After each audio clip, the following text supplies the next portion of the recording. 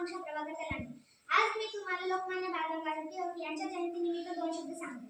क्रांतीची मशाल पेटली, सिंहाचे सिंह गर्जना गरजली। क्रांतीची मशाल पेटली, सिंहाचे सिंह गर्जना गरजली। स्वातंत्र्याची नवी प्रेरणा टिळकांनी जनतेला दिली, टिळकांनी जनतेला दिली। भारताचा इतिहास ज्ञानाशिवाय अपूर्ण आहे। आजही त्यांचे नुसते नाव घेतले तर ऊर अभिमानाने भरून येते। असे व्यक्तिमत्व म्हणजे लोकमान्य बाळ गंगाधर टिळक। रत्नागिरी जिल्ह्यातील चिखली गावात 23 जुलै 1856 रोजी एका तेजस्वी सूर्याचा जन्म झाला। या तेजस्वी सूर्याचे प्रखर तेजाने अन्यायाच्या काळोखाला चिरला। हा तेजस्वी सूर्य म्हणजे लोकमान्य बाळ गंगाधर टिळक। यांना लहानपणीपासूनच अन्यायाची खूप चीड होती। लोकमान्य बाळ गंगाधर टिळकांवर छत्रपती शिवाजी महाराजांच्या विचारांचा प्रभाव झाला होता। लोकमान्य बाळ गंगाधर टिळक हे भारतीय स्वातंत्र्याचे पहिले व प्रबळ पुरस्कर्ते होते। हे भारतीय स्वातंत्र्य चळवळीतील एक मजबूत जहालवादी नेते होते। स्वराज्याशिवाय प्रगती शक्य नाही यांच्यावर त्यांचा ठाम विश्वास होता। जहाल विचारसरणी होती, लेखनी तलवार होती। जहाल विचारसरणी होती, लेखनी तलवार होती। परखड तुमच्या विचारांना ब्रिटिश सत्ता आदरली होती। आपले विचार स्पष्टपणे मांडण्याची ताकद टिळकांमध्ये होती। ते आपल्या लेखणीतून ब्रिटिश अधिकाऱ्यांविरुद्ध टीका करत असत, जळजळीत लेख लिहित असत। त्यामुळे ब्रिटिश अधिकाऱ्यांनी त्यांना भारतीय संघर्षाचे जनक असे म्हटले आहे। शेवटी जाता जाता एवढेच बोलेल की लोकमान्य झालात तुम्ही भूत भविष्य आणि वर्तमानी। लोकमान्य झालात तुम्ही भूत भविष्य आणि वर्तमानी। तुमच्या देशप्रेमाच्या गोष्टी आजही इतिहास पाहतात। प्रियंका रमेश झगडे, इयत्ता 7वीची विद्यार्थी। माझ्या शाळेचे नाव कस्तुरबा गांधी बालिका विद्यालय विरळी। आज लोकमान्य टिळक यांचा जन्मदिवस, या निमित्त मी दोन शब्द बोलत आहे। स्वराज्य हा माझा जन्मसिद्ध हक्क आहे, आणि तो मी मिळवणारच अशी सिंहगर्जना करून जुलमी हिंसतेला हदरावून सोडणारे क्रांतिकारक देशभक्त म्हणजेच लोकमान्य टिळक। सन्माननीय व्यासपीठ आजच्या कार्यक्रमाचे अध्यक्ष वंदनीय गुरुवर्य आणि माझ्या प्रिय बालमित्र, लोकमान्य टिळक यांचा जन्म 23 जुलै 1856 रोजी रत्नागिरी जिल्ह्यातील चिखली या गावी झाला।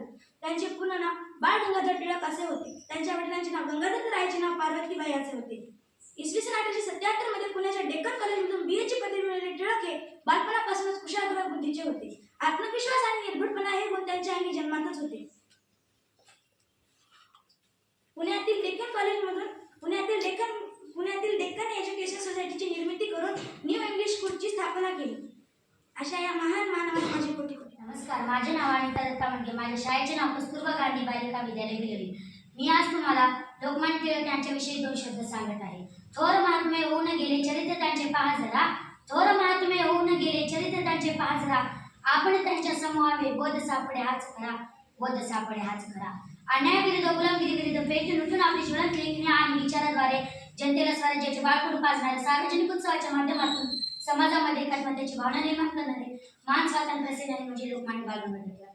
लोकमान्य टिळक यांचा जन्म 23 जुलै 1856 रोजी रत्नागिरी जिल्ह्यातील चिखली या गावी झाला। त्यांचे मूळ नाव केशव होते। बाळ त्यांचे टोपण नाव होते। टिळक हे अत्यंत हुशार विद्यार्थी होते। बालपणापासूनच त्यांना आणण्याची चीड होती। गणितामध्ये त्यांना विशेष गती होती। लोकमान्य टिळकांची लेखणी जणू तलवार होती, त्यांच्या वक्तृत्वाला धार होती।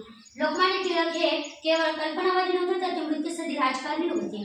जनतेशी वैचारिक देवाणघेवाण करणारे लोकांचे नेते होते।